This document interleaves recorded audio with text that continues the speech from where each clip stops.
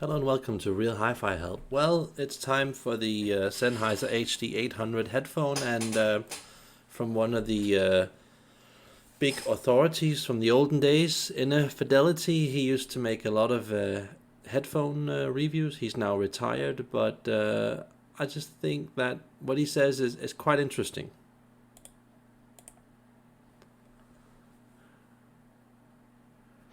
Hi, Tyler at Inner Fidelity here. Today we're going to talk about one of the world's best headphones, the Sennheiser HD 800.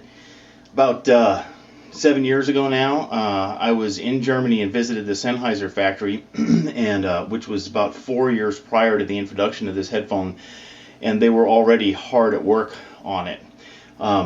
They were given the opportunity to, with a clean slate, build the world's best headphone. And Axel Grell and the team of engineers at Sennheiser are one of the very, very few companies in the world where you could ask them to build the world's best headphone and in the end get what you asked for. They've done an absolutely spectacular job on these headphones. I do agree they are spectacular, but I'll explain a bit more on why I'm not so crazy about them, even though they are really brilliant at some things. This is a full-sized open headphone. It doesn't isolate you from outside noise at all. It costs about $1,500. It has a number of unique features. First, it uses a ring radiator driver, and I'll talk a little bit more about that in a moment. The outer basket is made of Leona plastic, which is a type of plastic that's 60% glass filled, which makes it extremely rigid and immune from passing vibration through it from the driver. So it is an extremely rigid assembly here. The ear cushions are very large, and this is an extremely comfortable headphone to wear. And there's a really extremely comfortable headphone to wear. This is maybe the most comfortable headphone I've ever worn in my life, and I've tried at least 100 or 200 headphones that are pretty top class. Liner piece inside here that can be removed and washed if you by hand if you would like to. The headband is very comfortable headband and nice cushioning, but also built into the headband are a number of special features that are intended to prevent again vibration from the drivers from being amplified by the headband. So it has some damping properties, mechanical damping properties to it. It comes with a 8-foot cable, and this cable is terminated in a 1/4-inch jack. There's no mini plug or adapter that come with it. This is not a headphone for portable applications, that's for sure. This is oxygen-free copper cable. It is removable at the earpieces, and that allows you to put aftermarket cables on there, like this Cardis Clear cable, which I'll talk about again in a moment. That improves the sound a lot, putting that Cardis Clear cable on this. I'll go back to this ring radiator driver. It's very important in the performance of this headphone. These headphones, you can see that the driver is angled a little bit in the housing here. And the ring radiator driver basically is a donut-shaped driver with a little V in it that it pumps up and down. I'll put a picture up on the screen and you'll get a better idea of what it looks like. This driver is able to emit a more planar wavefront than a regular domed driver. The domed driver, sound coming out of a domed driver is essentially a spherical section wavefront as it gets to your ear. But this ring radiator driver emits a more flat wavefront, so it comes at your ear flatter. Headphone engineers believe that with a curved wavefront coming to your ear, it gets focused into the ear differently than a planar wavefront approaching your ear, and that causes some changes in character of the sound and inhibits very good imaging. These headphones do image very, very well, and I'll talk about that a little bit more in a moment as well. Good imaging. The other thing about a ring radiator driver is that it's attached to its support with more linear size. In other words, the surface area to attachment ratio is much higher than a regular dome driver, and the geometry is such that it inhibits standing waves on the surface of the diaphragm at high frequencies.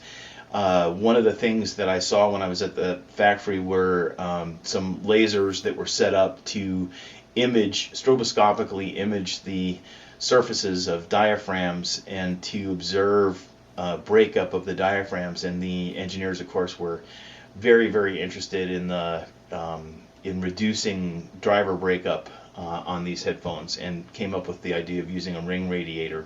There are ring radiator tweeters also.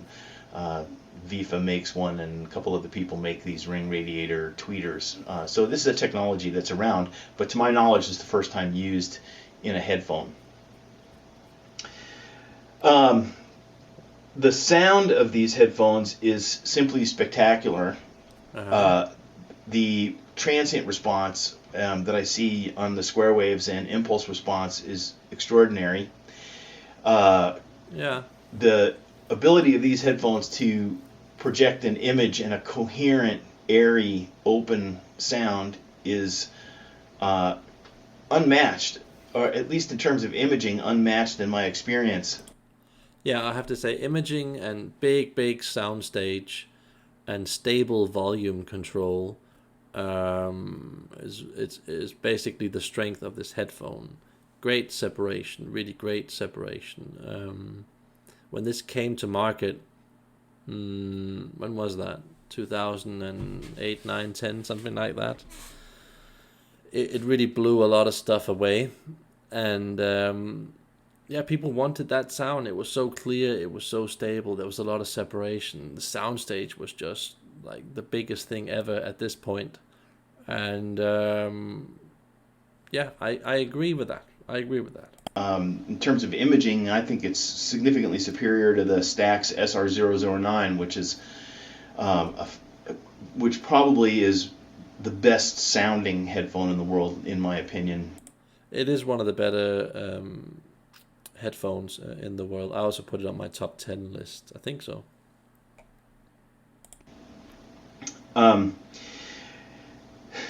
Bass response is excellent. I mean, the response across the board is excellent with these headphones. The one thing I would say, however, is that they are so brutally honest that they can be tiresome to listen to for long periods of time. They are just extremely articulate and will show any flaw in the recording, which makes them probably the best headphone for audio professional use if you can use an open headphone in your application. Mastering engineers, for example, in quiet rooms could use these headphones, and you'll be able to hear anything that's on the recording very, very clearly. If it's there, you'll hear it. These are a fabulous audio instrument. As I said when I started my lab here, they were the first headphones that I got.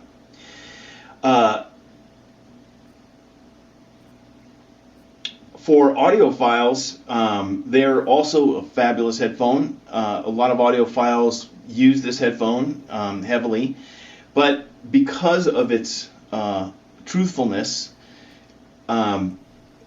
they're quite picky about getting an amplifier to use with them that you can use long term and have really enjoyable listening. In measurements, I did find that there's potentially a little bit of extra stored energy between 6 and 10 kilohertz, and some of the audiophiles out there have found ways to make a small modification to these headphones using a little bit of felt that significantly helps with that problem. And that's this little piece in there, and it's shaped like these pieces right here.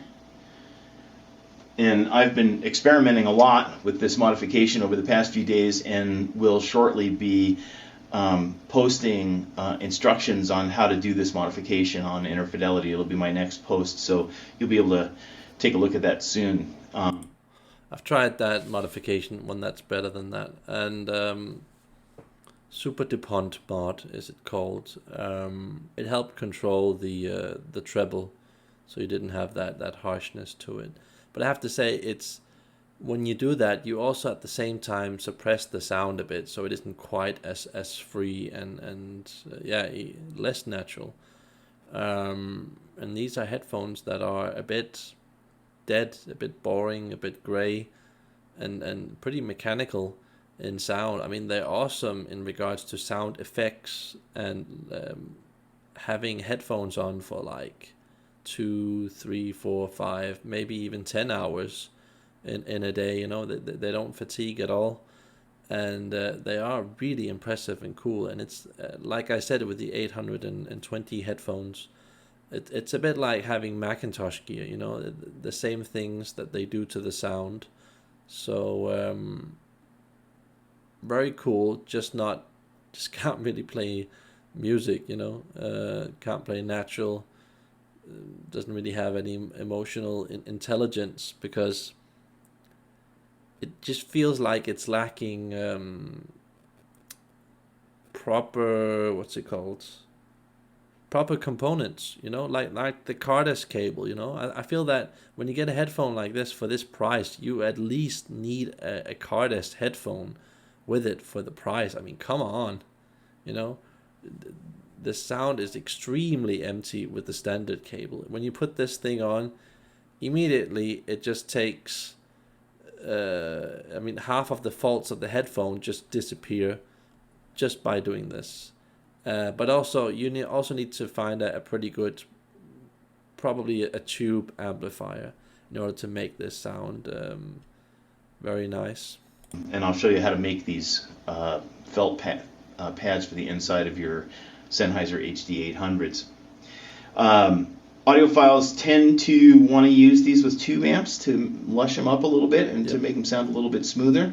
And another thing you can do, although the cables on here are very good for headphone cables, really. You could get a Cardis Clear headphone cable. This is, I believe, $700 or $800.